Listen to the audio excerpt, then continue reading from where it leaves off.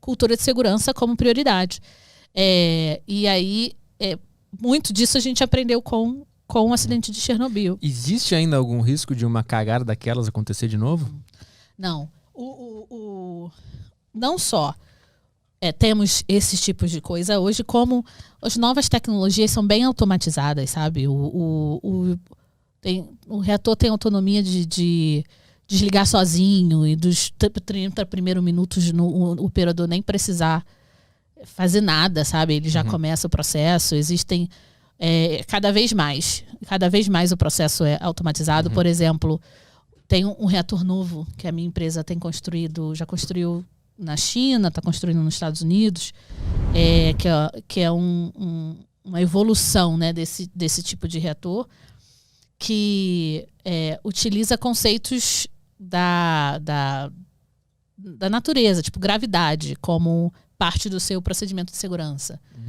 Tipo, se teve, como aconteceu lá em Fukushima, eles não tinham energia para desligar o reator. A barra de controle está lá presa por um eletroímã, e aí eu estou simplificando as coisas. Acabou a energia, ela cai por gravidade e desliga. Entendeu? Então tem esse tipo de conceito nas novas tecnologias, que aí tornam eles muito, que é o que a gente chama de segurança passiva, né? Porque não precisa de eletricidade, não precisa de alguém fazendo nada para que esse procedimento de segurança entre em ação. E os novos reatores todos tem levado esses conceitos adiante, sabe? O acidente de Chernobyl, ele virou parte da cultura da humanidade como um todo, né? Já é um fato já que virou uma história que todo mundo sabe. E isso ter acontecido, tu acha que impede um pouco os avanços da energia nuclear? Esse nome, Chernobyl, é quase que uma música pra gente, né? A gente já conhece esse assunto e a gente já liga a radiação, a nuclear, a energia nuclear. Eu acho que é uma coisa que causa muito medo, né, nas pessoas, porque, caramba, foi um reator nuclear e deu naquilo. Então, melhor a gente não ir esse caminho, sabe? O pessoal causa esse medo.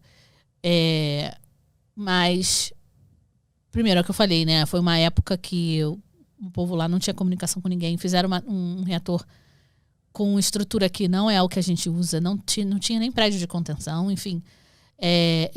E a gente aprendeu muito com o acidente, né, também. Não foi, primeiro que foi uma coisa que instaurou todos esses sistemas de comunicação também, essa cultura e tal. Eu digo, vocês que trabalham na área, vocês sabem disso, né? Mas eu digo assim, para a humanidade de forma geral, para os líderes, que Chernobyl é só um fato que virou um filme, que virou um negócio, que tem toda essa ligação. E aí esse é um dos motivos que eu falo da importância da comunicação no setor.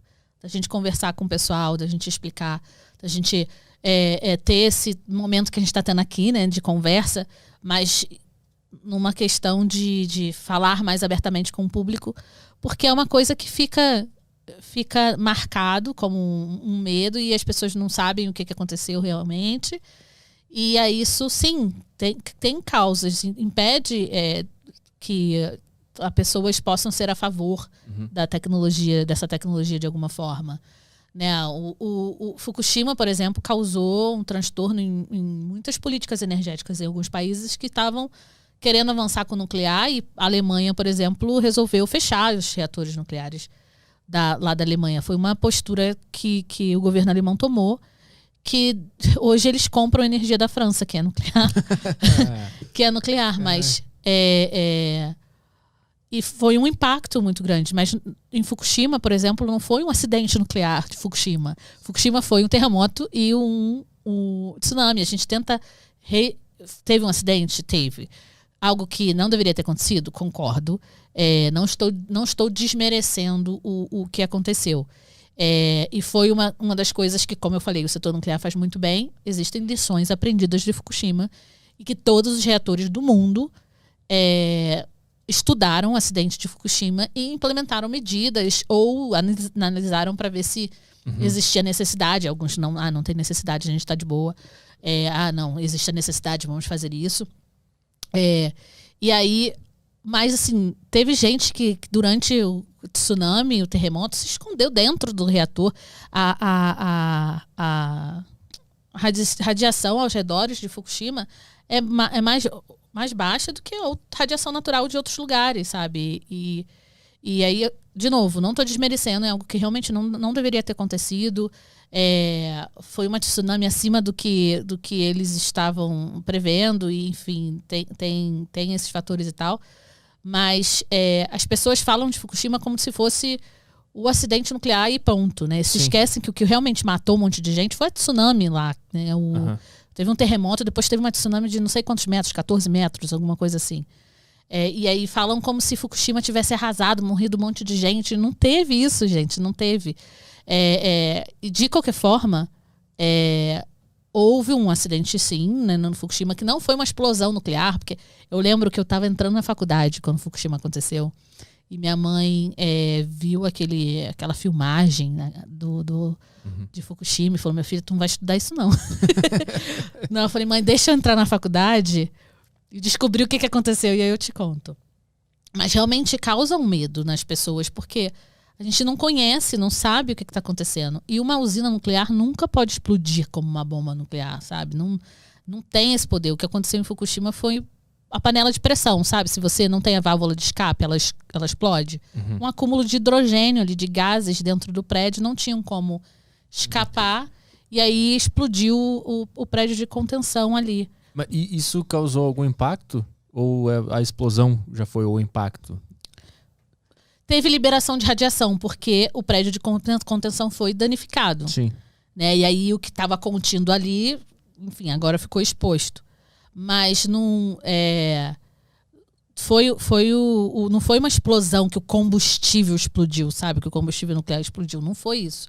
Que as pessoas, eu lembro de estar na televisão, ver retratando como se fosse uma explosão de uma bomba nuclear dentro do reator. E não foi isso. Foi uma pressão, não teve alívio de pressão dentro daquele reator. Vê se tu acha esse vídeo aí, faz tempo que eu não vejo. Eu vi na época lá, eu não lembro como é que é, do que a gente tá falando agora. Eu não lembro exatamente da imagem, do que aconteceu. Acho que vai ser legal pra galera pra ver isso aí e a gente ver o que aconteceu nesse dia. Fukushima Explosion, talvez tu ache. Não, e tem um documentário que eu... Talvez seja esse. Aí, ó. Aí. Então, não foi uma explosão nuclear. E aí eu nem gosto dessas imagens muitas vezes, porque é o que as pessoas ficam na memória, sabe? Tipo, melhor não fazer reator nuclear, porque olha o que pode acontecer. E foi falta de um escape, uma válvula de escape, sabe? Que teve acúmulo de hidrogênio dentro do prédio de contenção ali e teve a explosão. É esse aí.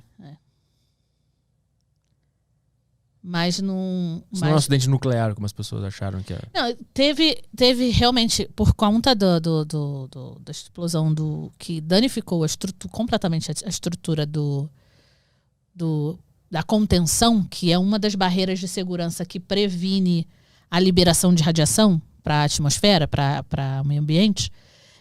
Houve a liberação, mas não é uma explosão, não foi uma explosão tipo, o reator nuclear explodiu, o urânio que estava lá entrou em explosão, não foi isso, entendeu? Foi uma explosão de pressão, foi acúmulo de pressão dentro de um e aí o que eu falei, uma panela de pressão. A panela de pressão, quando a gente está fazendo feijão, sei lá, tem aquela válvula de escape ali, não tem? Tipo, vai tirando ar. Se você não tem aquilo e você continua com fogo ligado, continua com fogo ligado, vai tendo um acúmulo de gás ali dentro, até um ponto que a panela explode. E aí aconteceu isso lá dentro. Teve um acúmulo, e aí até o ponto que houve a explosão. Mas não foi o combustível. O urânio foi, pegou fogo e explodiu tudo. Não foi isso. E esse acidente ele foi estudado e a tecnologia, o que a gente aprendeu com isso já foi implementado nas usinas? Um dos piores, né, que foi o principal motivo, foi essa falta de escape. E o que eles chamam de station blackout, que tipo, eles não tinham recursos de fazer o desligamento seguro do reator, porque eles precisavam de energia para desligar o reator. E eles não tinham, porque o tsunami tinha alagado o o trem diesel que eles tinham, que é um gerador a diesel, porque sempre tem redundância, então não consegue desligar normalmente, tem uma fonte externa de energia para trazer e para desligar. Aí a tsunami tinha alagado. E aí causou com que eles não tivessem como fazer o desligamento seguro do reator, e aí, enfim, o reator continua ali produzindo produzindo calor e sem ter como desligar, e sem refrigeração, enfim. E aí, esse reator é um reator diferente do que a gente tem no Brasil, por exemplo. É um reator de água em ebulição, esse que tem do Japão. Não é um reator de água pressurizada, é um outro tipo de reator que tem um ciclo a menos de proteção.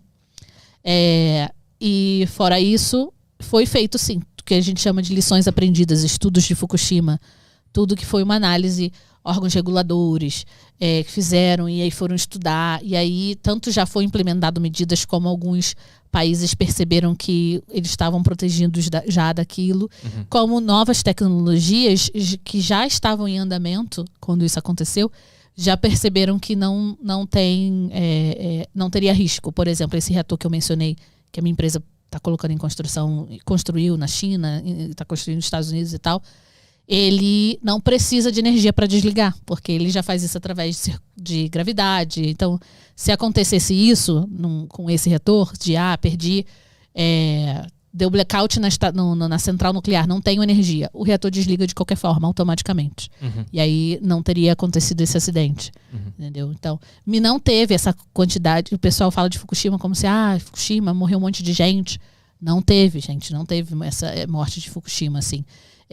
As mortes foram tsunami e terremoto, sabe? E teve liberação de radiação? Teve liberação de radiação. E não deveria ter acontecido?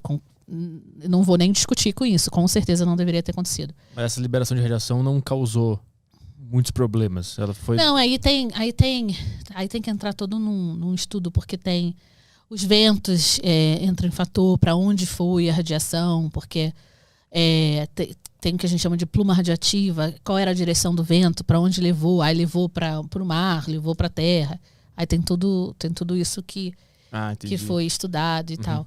Mas causou isso, o Fukushima, na verdade, mais do que Chernobyl, eu acho, causou o posicionamento mais recente de alguns países contra a tecnologia nuclear. E assim, é o que eu falo, essa falta de diálogo, essa falta de conhecimento causa muitas dessas decisões, sabe? De tomar uma postura contra uma tecnologia que tem tanto potencial positivo para a humanidade. E esse tipo de coisa não aconteceria no Brasil, não aconteceria com o nosso reator, não aconteceria com novas tecnologias que estão sendo construídas e outras que estão em desenvolvimento. Foi algo terrível, infelizmente, né? A gente não pode negar. Mas isso não significa que a gente não deve investir nessa tecnologia. E o que eu acho interessante, e aí eu não gosto de comparar acidente, não, mas quando você olha para a indústria, morte por quilowatt, tem uns dados muito meio macabros, assim, morte por quilowatt produzido, alguma coisa assim. A indústria nuclear é mais segura, sabe? Se você olhar para a indústria fóssil, com os acidentes das grandes plataformas, ninguém para de extrair por conta disso, sabe? Então, eu vejo que tem um medo muito grande ainda com relação ao nuclear, que eu acho que não que todo mundo vai ser a favor se a gente conversar com eles, mas eu acho que o diálogo é parte do processo de um entendimento para que a postura das pessoas sejam tomadas através de uma posição de informação. Sim. E não de uma posição de medo.